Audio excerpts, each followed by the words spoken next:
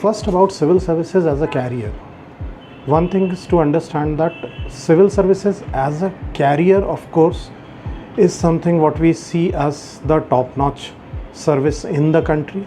From services or career perspective, if we see, okay, highest level of job satisfaction, job security, chance to serve, all of these things do come into picture.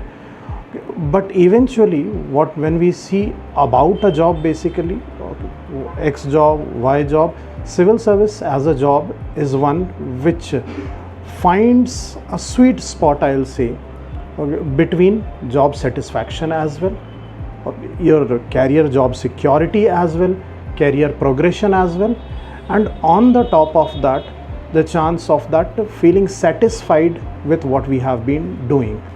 So civil service provides that platform where you can become agent of change.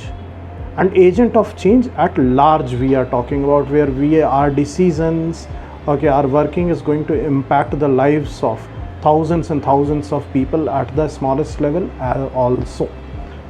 Now the second part, should you quit the job to prepare for UPSC, or how to start with the preparation? The one idea that with the job, when the preparation is being done, we have to keep in mind that it is going to take slightly longer time. But of course, this is possible, and therefore it would not be suggested outrightly that anyone, okay, is already in a job, okay, straightforward quit your job and start preparing for UPSC. Because at the end of the day, the seats are limited with the examination. There would be always uncertainties with respect to the results of the examination. Okay, so if someone is already in the job, okay, you can continue with the job, and along with that, we can start the preparation. With us, we have a dedicated batch for working professionals as well as college-going students, okay, where we conduct classes on the daily basis in the evening, basically, okay, which would be 2.5 hours in the evening on the daily basis, and then the remaining classes on the weekends, so that we have a continuity.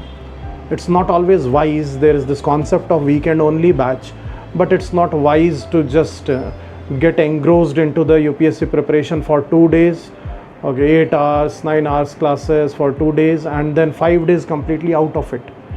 Okay, it just defeats the purpose. You need a continuity, not just in terms of preparation.